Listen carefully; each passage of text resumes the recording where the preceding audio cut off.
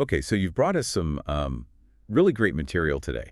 It's focused on something super practical, using cognitive behavioral therapy, CBT principles for self-help. That's right. And, so many people are looking for tools, effective tools to manage challenges, feel better, and just find what actually works without wading through tons of jargon. Exactly. So this deep dive, our mission really is to take these sources, this guide to CBT self-help, and pull out the absolute key techniques and insights, like the essential toolkit. Yeah, and CBT itself, it's one of the most researched forms of psychological treatment out there. Huge evidence base. People here talk therapy, right? They do, and it's proven effective for a really wide range of things. Anxiety, depression are the big ones, maybe, but also stress management, even working on, mild habits. The science backs it up. Oh, definitely. Really strong evidence. Sometimes it performs as well as or even better than other therapies or medication for certain issues. And what I find fascinating, especially for self-help, is that CBT is very focused, isn't it? Yeah, it is. Problem-focused. Action-oriented, absolutely. It's about learning practical skills you can use now, not just digging endlessly into the past. Right, the core idea is empowerment, like learning to be your own therapist in a way. That's a great way to put it. Understanding your mind, practicing specific techniques. So that's our goal today. Yeah. Distill these key concepts, the essential techniques, and figure out how you can actually use them. Okay, so let's start with the fundamental idea. CBT is basically built on the understanding that a lot of our psychological difficulties come from unhelpful ways of thinking and also learned patterns of behavior that, well, keep us stuck. And the absolute core of that, the engine, you could say, is this powerful link between thoughts, emotions, and behaviors. The CBT triangle, yeah. Exactly, that triangle. These three things are constantly influencing each other, right? In a loop. Constantly. Think about getting some critical feedback at work. That's the situation. Okay. An automatic thought might pop up like, oh, I'm incompetent. Oh. And that thought immediately triggers an emotion, maybe anxiety, maybe shame. Makes sense. And that feeling then drives a behavior. Maybe you start avoiding that project or you procrastinate. That whole sequence, that's a distress cycle. It feeds itself. But here's the hopeful part for self-help, right? Because they're linked. Yes. You can break that cycle by changing any point on the triangle. Exactly. If the thought feels too big to tackle right away, You can target the behavior instead. precisely. Like the example in the material. Instead of avoiding the project, you just schedule one tiny manageable step. Like just opening the file. Could be that simple. And doing that gives you maybe a small sense of accomplishment, shifts the emotion slightly. And that might start to chip away at the I'm incompetent thought. It can. It shows you have some agency. It can start a coping cycle instead. So understanding this triangle is the first step. It's like mapping your own patterns. Absolutely vital. You need to become a bit of a detective about your own thoughts, feelings, and behaviors in those tough situations. That's the groundwork. Okay, let's zoom in on the thoughts part of that triangle then. The material talks about automatic thoughts. Love that term. It's very descriptive, isn't it? Yeah, they just pop up instantly. They're not like deep philosophical conclusions. No, they're immediate interpretations. Like a friend walks past, doesn't say hello. The automatic thought might be, he's angry with me. Or before a presentation, I'm going to blank. Right. Or after criticism, it's all my fault, I'm useless. And these thoughts hit hard and fast. And they directly influence how you feel and what you do next. Immediately. If you think your friend's angry, you feel anxious, maybe you avoid them later. And the key point the material makes is that it's the unhelpful ones, the distorted, the negative, the exaggerated ones that cause the problem. And critically, because they're automatic, we often don't even question them. We just accept them as truth. Exactly. Which leads to a foundational skill in self-help CBT, developing meta-awareness. Meta-awareness. Yeah, it's the ability to kind of step back and observe your thoughts as thoughts. Just mental events, not necessarily facts. Like catching them in the act. Precisely. The material calls it catching thoughts. That's the gateway. You have to notice them before you can examine them. And remember, they can be words or even images, like flashing a picture of failure in your mind. So once you start catching these thoughts, you might notice patterns, like common ways your thinking gets skewed. That's where cognitive distortions come in. These are like systematic thinking errors or traps that our minds fall into. They often bias our view towards the negative. Recognizing these is a big step. Huge. The material lists quite a few, and it's really eye-opening, like all or nothing thinking, black and white. If it's not perfect, it's a total failure. Right, which makes you feel inadequate, maybe avoid things unless you're sure you'll ace them. Then there's overgeneralization.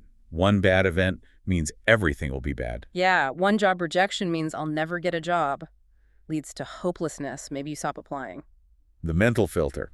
This one's sneaky, focusing only on the negative detail. Oh yeah, 10 compliments, 1 criticism, and all you hear is the criticism.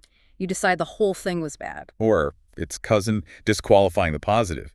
Achievements don't count because it was luck or too easy. You rob yourself of credit, feel inadequate even when there's proof you did well. Jumping to conclusions is another big one. Splits into 2 types, right? Mind reading. She didn't smile, she hates me. And fortune telling. I just know I'm going to mess up that meeting. Both based on assumptions, not facts. Both fuel anxiety and avoidance. Magnification and minimization, making mountains out of molehills for your mistake. And shrinking your successes down to nothing. Yeah, I did okay, but it wasn't a big deal. Hits your self-esteem hard. Emotional reasoning feels very common. Believing something because you feel it. I feel anxious, therefore this situation must be dangerous.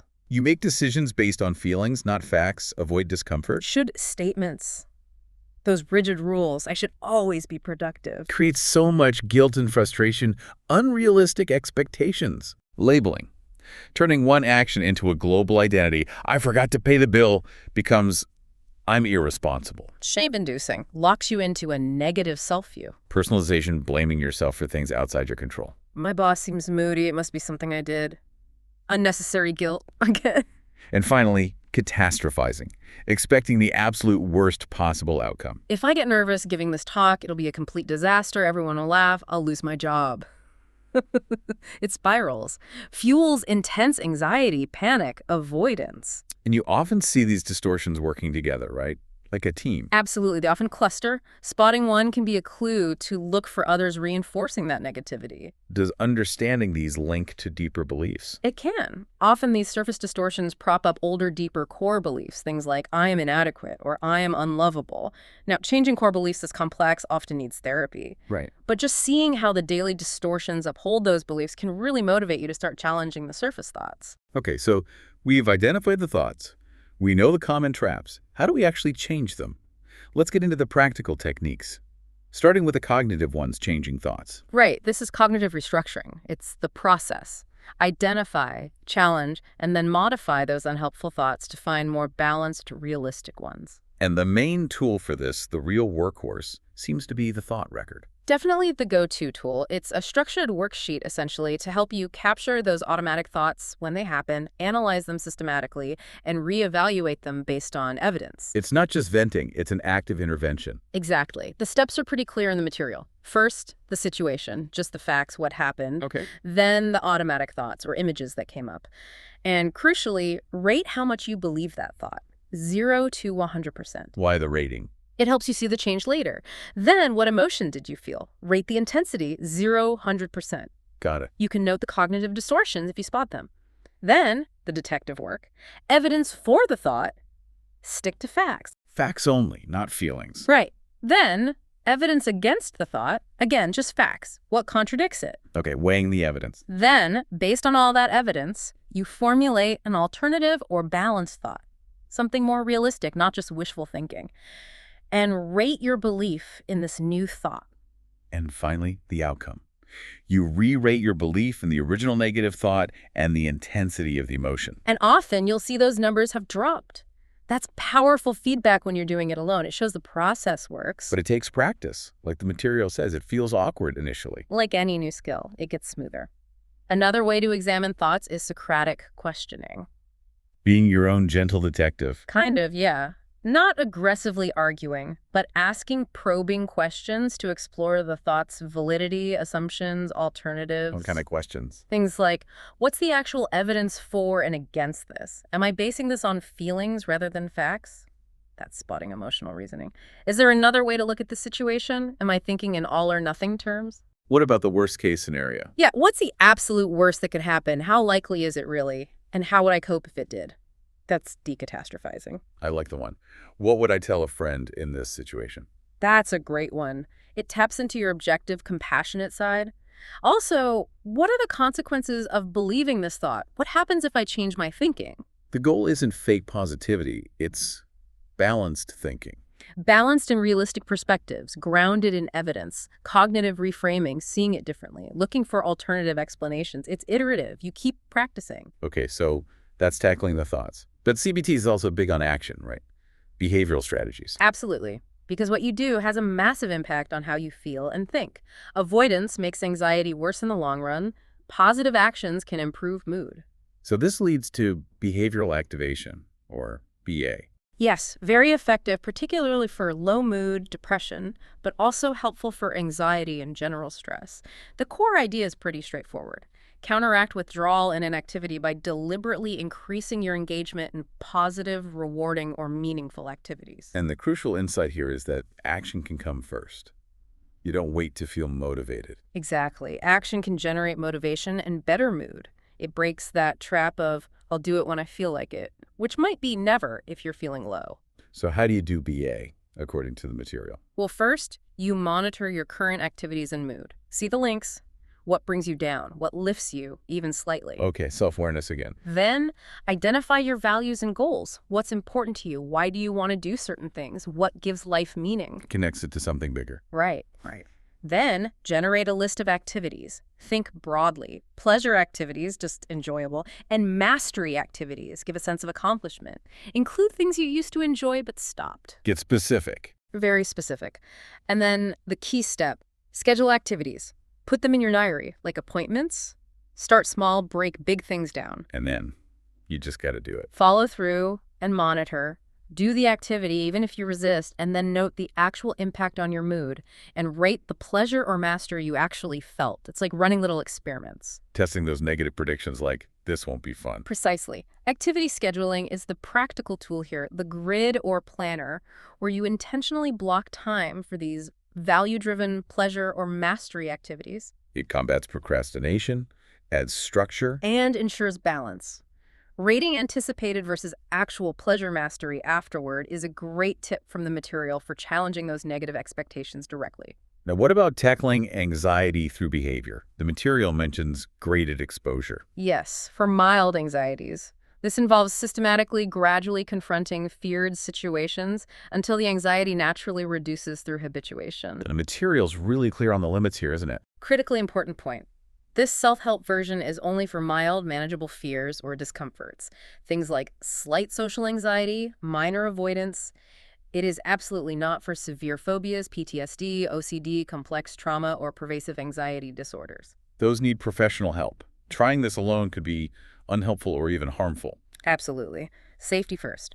For those mild anxieties, the steps are: first, identify a specific mild fear. Something concrete. Like asking for directions. Could be. Second, create a fear hierarchy or exposure ladder. List steps related to the fear from least scary to most scary. Rate each step on that SUDS scale 0 to 100 anxiety. Like the example, ask a shop assistant, low SUDS, then maybe a bus passenger, medium, then a stranger on the street, higher. Exactly. Third, start with the lowest item. Stay in that situation, do the thing until your anxiety level noticeably drops. That's habituation. Don't bail early if you can help it. Let the feeling decrease on its own. Right. Then, fourth, move up systematically. When one step feels significantly easier, tackle the next one up the ladder. You control the pace. And what about those little tricks we use to cope, like looking at our phone? Safety behaviors. The material flags these as important to drop during exposure. Things like avoiding eye contact, mentally rehearsing escape routes, relying on a lucky charm. Why drop them? They feel helpful. They give temporary relief, but they prevent you from fully learning that the situation is manageable without them. They get in the way of habituation. Makes sense. So beyond specific thoughts and anxieties, CBT offers broader coping tools too. Yes, skills for handling general life stress and practical problems, like problem-solving skills training, or PST. Tackling problems head-on instead of just worrying. Exactly. It's a structured approach. Helps you feel less overwhelmed, more in control. Part of it is cultivating a positive problem orientation, seeing problems as challenges to be solved. What are the steps? First, define the problem, clearly and specifically. Not just work is stressful, but I keep missing report deadlines because I get sidetracked by emails between 2 and 4 p.m. Get really concrete. Then, set a realistic goal for resolution. What does success look like? Third, brainstorm. Multiple solutions. No judgment yet. Just generate ideas. Quantity over quality initially. Right. Fourth, Evaluate the pros and cons of each potential solution. Fifth, select the best solution. Sixth, create an action plan step by step. And seventh, Implement and evaluate. Try it out. Did it work? If not, loop back. Maybe redefine the problem or try a different solution. this sounds like it works well with another technique mentioned, setting SMART goals. Absolutely. SMART goals are crucial for making any lasting change, whether from BA or problem solving. They turn vague intentions like, I want to exercise more, into something concrete and actionable. Breaks things down, fights procrastination. Builds that sense of self-efficacy, believing you can do it. So SMART stands for Specific. What exactly will you do? Who, where, when? Measurable. How will you track it? How will you know you've achieved it? Achievable. Is it realistic for you right now? relevant. Why does it matter to you? Does it align with your values? And time-bound. By when? What's the time frame? The example comparing improve my sleep to a SMART goal was great.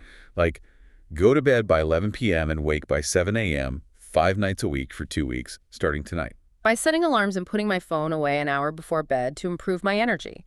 That's specific, measurable, achievable, relevant, and time-bound. That's a SMART goal. Okay, one more area of techniques.